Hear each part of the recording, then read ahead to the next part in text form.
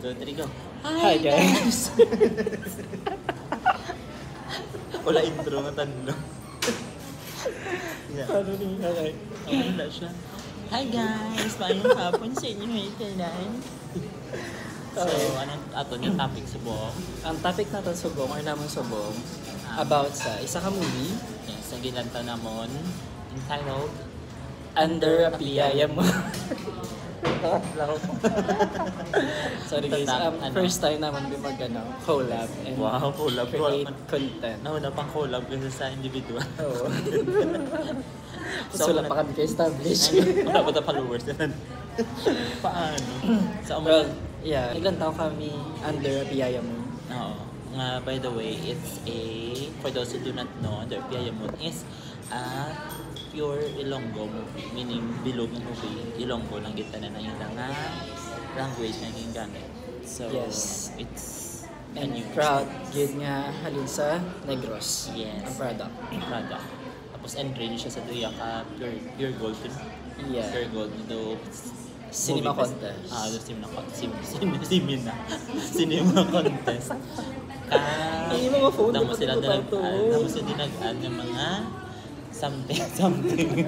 Damo sila yung mga awards. Ako na nga medyo na intriguing kami kung ano na siya ang story. Yes. So ano yung imo nga first impression sa Ano yung Under a Piyaya Mo? Tagalog? First impression. Sige, start us the first impression. Namian ko sa nag-level up na ang pagkakita ko sa story has in general. Namian ko kay nag-level up na aton niya movie when it comes to cinematography. Dugala bato Cinematography. Sorry lang daw sa mga basta di amo ako niya term. Pero namian ko to sa cinematography. Do ang levels ng bilado akong gabato sa mga indie films nga mga Pang national level. Oo, national level. Do hindi na siya binando ka pucho. Do ka hindi na siya mambanga do ka. Mabala mo ginyo ka locally made. Dili bato na siya. Sana. So namian ko. Kag muna do I feel at home samtang ga-watch kay mo gani tungod yung gamit ang Ilonggo ang language. Yeah. Ikaw yan ang first impression. First impression ko, nanamian ko actually, and kanami sa feeling na wala ko ga-expect na manamian ko mamati. I mean, wala ko ga-expect na manamian ko pamatian ang aton nga iligay ng language. I have nothing against sa aton nga language. Pero sabi, ako sa ako na niya, may mga experience ko dito sa mga ilang tapos ang either, let's say, content or let's say, mga short film movies. Ako na nga, Di ginabalod-balod. do ka theatrical. Tama ang word, do ka theatrical. Bila sa pag Ilonggo, karabay do pilit. This time, ang Under Piyaya Mo, do ka wala. Parang baka lang hindi siya wala siya ginapilit, hindi siya pilit. Natural. Natural, very natural. Conversational. Yeah, exactly. And it made me so proud na halin ko sa Negros na bakulod mo because of the language itself and the film itself. Yes. After some first impression, what can you say about the characters in the story? May sino ka mas nakarelate? Or sinong favorite mga character? Ang paborito ko ang character, I guess you would agree, si Mr. Joel Torre. Ako man, favorite ko. Pero namian man ko sa second favorite ko is si Miss Charito, ang asawa ni Mr. Joel Torre. Si Lola Fina. Si Lola Fina. Kay namian ko sa iyang, namian ko actually sa ilang banter. Gawa ni Sir Joel Torre. And, ang kanami sa ilang chemistry actually. Yes. Very lolo and lola relationship. And you will also miss your lolo and lola watching the movie. Ako man, favorite ko syempre, Joel Torre. Ginaiya kay bukod sa syempre ng siyang batikang aktor. Batikang aktor siya. Tapos, ang namiang ko kay di ba ang bako Ilonggo siya nga pure na language nagamit din ni Sir Joel Torre ang iya nga pagka Ilonggo. Do hindi siya di ba may iba niya ga Ilonggo pero mabala mo hindi na siya pure Ilonggo guro gintunaan niya lang na iyayasin ang nuances niya. Pili ko ganin mga times siya nga wala sa script ang iya ginapangambal kay do ka dala-bala do ka. Feeling ko ka adlib. Oo, di puro adlib yung mga iya mga do ka adlib sa iya nga mga banter balahon. Yeah. Tapos yung typical daw tsaka number mo kay nga do ka typical nga mag-asawa balahon nga kafan lagi sila yung nga may gapanginit nga isa tapos may utis nga bana may asawa nga ga pangaki tapos ang bana ga polo pabati na. So, mga amatawang ba ko yan, it feels like home kay madumdum si Lolo sa unang ga away-awa. Tapos mga malingaw ko bala sila mamati, bala sila nakaway para kay muna sadya. And also, shout out kay Pao Di Marangan. Grabe, super effective siya. Maging super effective ang iya nga pagkamalita, iya nga pagka-irta sa karakter niya. And, very effective Watch siya out, na way ma. nga kakaapektuhan niya ko, kakainip ko siya watching her. But yeah, very, very amazing. Shout out sa mga may mga naka-relate dito mo especially nakaagi toxic partner, control freak na partner. Ayoko na mag-talk. Ayoko na mag-talk. And of course kay Jeff, no, na we know nga rin siya sa San Carlos and GMA artist siya. And yun, may mansang iya nga delivery, kido ka rabayan do ka he's a type of hiligay na Ilonggo guy na reserved lolo lang maghambal, di ba? Very respectful at the same time. Actually, na nila ang karakter nila, doon napanindugan din nila. Napanindugan? Itindugan din nila. Isa ka pungko. Nanindog lang din sila bilog. Sorry. Igin pong, doon lang dugin live. Nagkano na justice? So, ginapangayos ang karakter nila. Si Pao as in, ako mismo magnato doon. Doon ka namin. Ikaw na lang ganyan dahil intrahan mo yan na doon. Wala naman hinihimo nga maayong boyfriend mo sa imo. Papi, kabalaki ako, ang amiga mo. Alagit. Ayaw mo mga kaman na, comment down din lang. Comment down ito. Mga nakarelate sa mga control freak na mga exes or manipulative, toxic. Pwede nyo lang makita basi pa lang mo pala ni ang magpukaw sa senses nyo na ayaw ko na. Shout out. Shout out tagalo sa ex. Thanks. Manay nakarelate siya guys, kay Kaagi. May lang ako wala. Ang totoo, di hambal ko. Intag, no? Yeah. Tag, jarot na. Maliban sa characters, the location. Okay, sige. Sa ano naman. Siyempre, since Ilonggo lang, mga guro kong iset mo sa iba niya lugar. Sa Ilonggo. So, dirigid siya gawang Negros. Sa, salitang hiligay nun and gawang Negros. Yung mga places nila, ang provincial capital, mga dito man sa La Carlota, dapit na gin feature nila. And since ang ilagaling na setting, by the way, is hindi siya modern. Hindi siya present. Oo, siya, set in the 80s, to mga na Manila ang vibe. Theme. Ang theme. Mga theme. Mga hawak kami dito. Ang vibe nila doon na get na mga okay do ka old na classic na vibe. Yeah, one thing I would like to add, ang nila location. Ako as a normal or regular viewer, I always find myself talagang dito ka-fascinate sa location. Meron ako na tendency ako maglanta ko sa isa ka movie mo ko. For example, international film. Shoot nila sa Paris. One day I would like to go to Paris. But this one, ang local film natin. So nakita ko yung location, mabukoy ka namin. Ito yung makalabay, pwede sa makakagto ko ni sa, for example, sa La Carlota, sa mag-attend sila sa festival.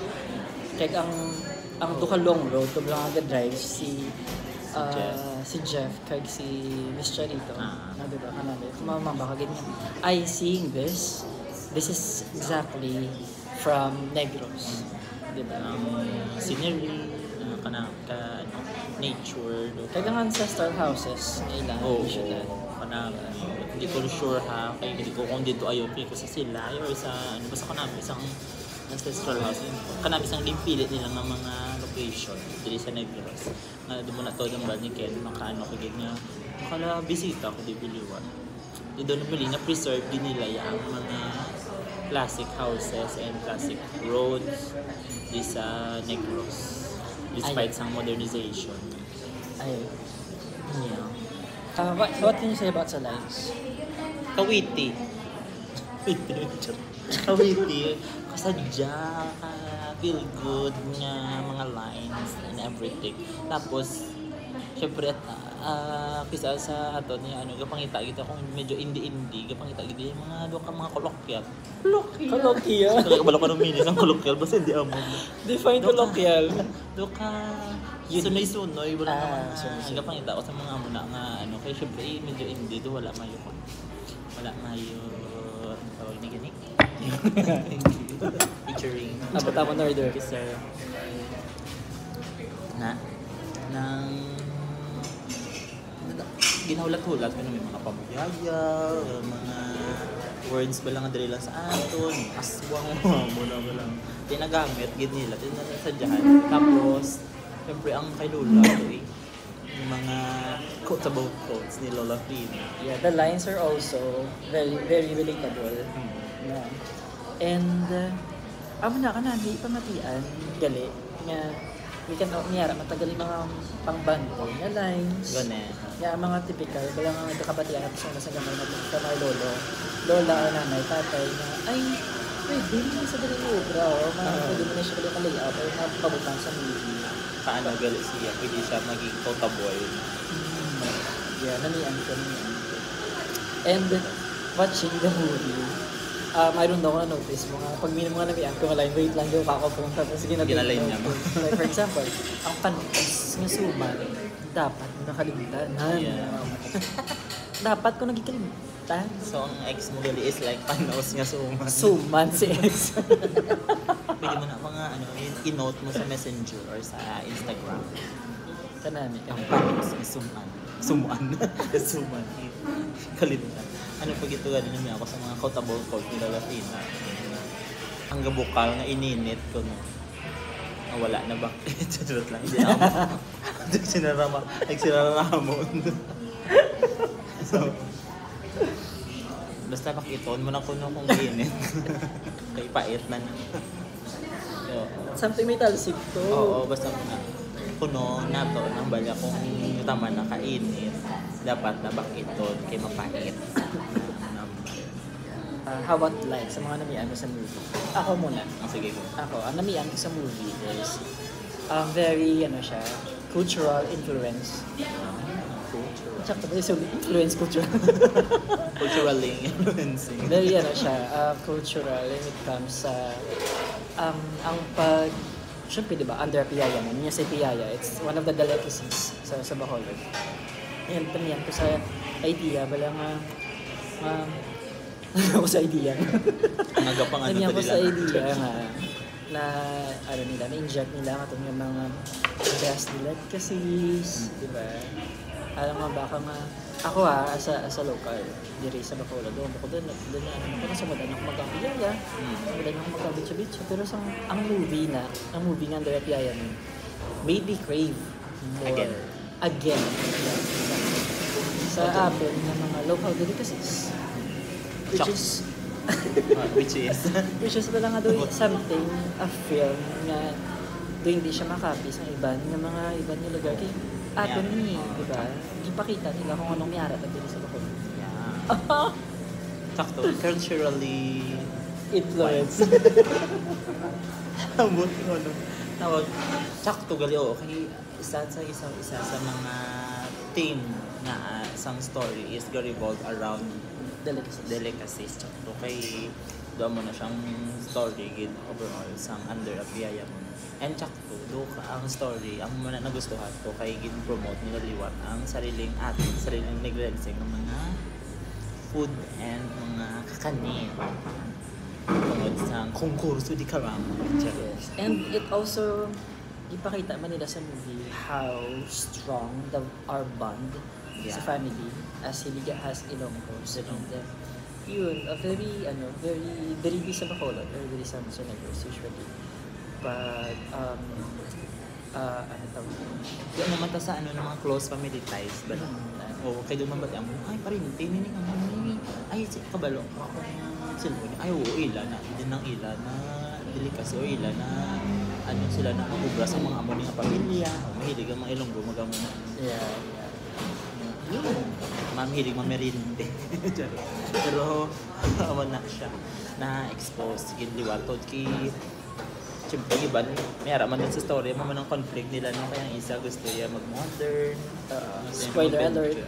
sa mga wala pa kanto ang una gusto niya mag-modern ang isa naman niya amo na siya actually ang conflict nila agaw-agaw kung ano man modernize na or mas stick ka sa atin Sa classic. sariling atin sa classic so ano na somehow na expose man or na promote man ang mga matamis yung mga produkto diri sa Negros. Since ang Negros is the sugar bowl. Sugar bowl. Sugar bowl. Super bowl. Super bowl. The sugar bowl of the Philippines. Yes. So, Only in Negros. Tatak Negros, Yeah. ng mga pagkaon. Pag makita, ganyan, matamis, gidang yung matamis, gidang mga taga-Negros. Yes. Matamis ito mga taga Negros. Pilong! Tawa magiging. Takeaways. Sige, takeaways. The food, yung takeaway. Yung takeaway. Ano, ang ako naman takeaway is, siguro, with this modern world. Yeah. Di ba, syempre, ano na tasubong? Ari na to sa modern era. Sampan taga feedback, mga kaunta. Kay, di ba, syempre, tungkol sa social media, exposed na to sa mga different cultures. Ang iba, ang influence, plus ang iba na countries, plus iba na places. Though, mo na gusto ta matry kay mamba, totoo, mamba, ibang sumpot, mabi ang amo niya, kay termine na lang amo niya.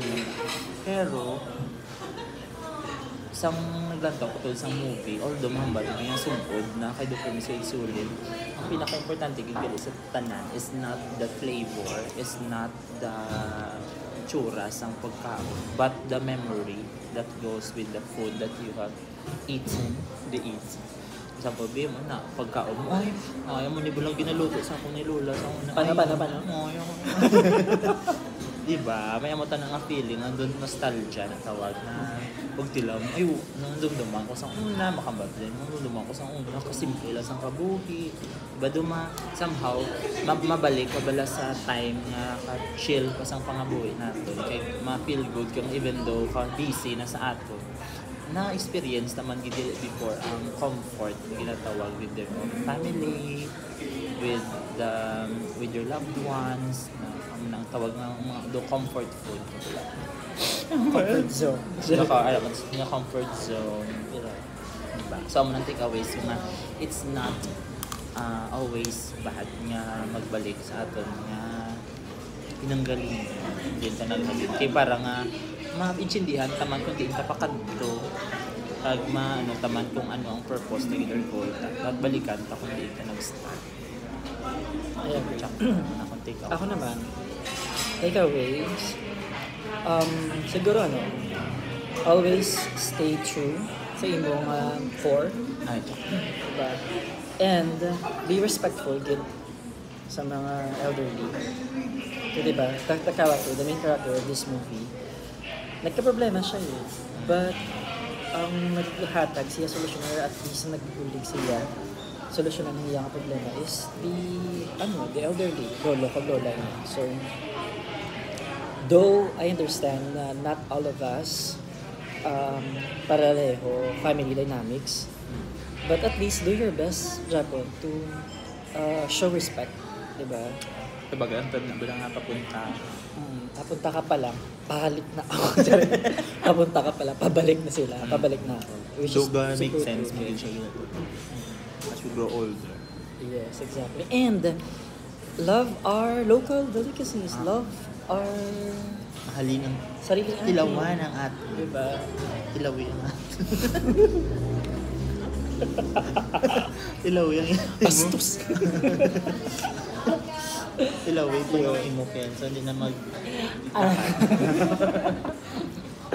Ayun. Check mo ang sarili na. Kanami, it's a movie, guys. So, rating. 9. Same. 9 yung siya. Diba? And Story-wise. story-wise, Sana all-wise. sana all may story.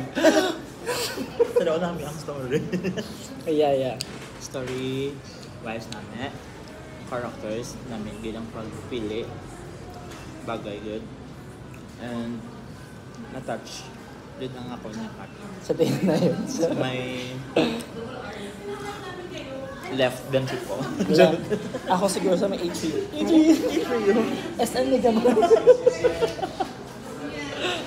Ayun.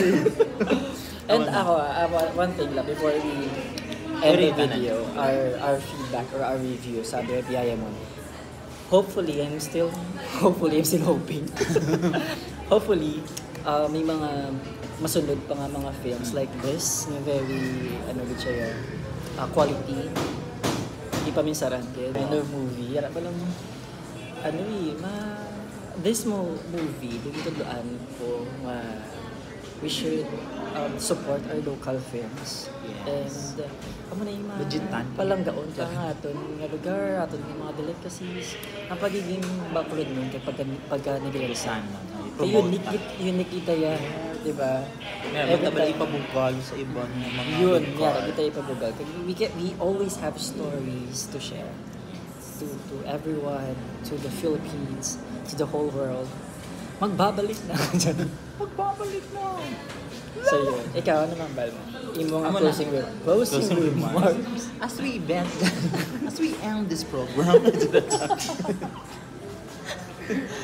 tsaka tawag tambal ni Ked niya, damo man tadi talents bala sa Negros. Nagahulat ng gid magaan break. So, it's a start na ang Andrea Piyaya mo, di ba? Ang daog bala yung mabangbang. Tapos pure Ilonggo pa. Mga film niya. Yung although lain siya nga language, hindi siya familiar sa mga taga Manila, pero gin-embrace nila, di ba? Tapos nagdaog pa ganun mga awards. Meaning, aragid ya, tawag na May something ni sa movie ni nga nagdaog sila. That's one of the reasons why we watch this movie. Doon it tickles our mind na despite sa ano language nangyari sa barrier movie man na diba? napa-feel yapon, meaning ang feels niya namin gid Yeah. ay despite sa language barrier or hindi man syempre lain yung language yung gamit ginibutang tangkilik yapon sa iba. Yes. And by the way, before we forget, of course, congratulations sa director. Yes, Sir Kurt Sabirano. Super good, super namig, sir. And hopefully, you'll be More movies to inspired pa to create more movies like this. And as we promised, we will be supporting your movies. Pag it's, di ba? charot. Di ba? Interact. And, di ba, it's showing pa. So guys, please lang tayo kamo kay Ate Lily and support our local films and support our artists as well. And be proud. Avance Bacolod and Negrense. Negresano. Avance Negrense. Avance Negrense. Avance. Again, watch Under a Piyaya mo. This has been your movie reviewers. Wow. Reviewers. Mga 10 years. This is 10 Drew years. Cat, by the way. And this is Ote. Until next time. See you. Ow!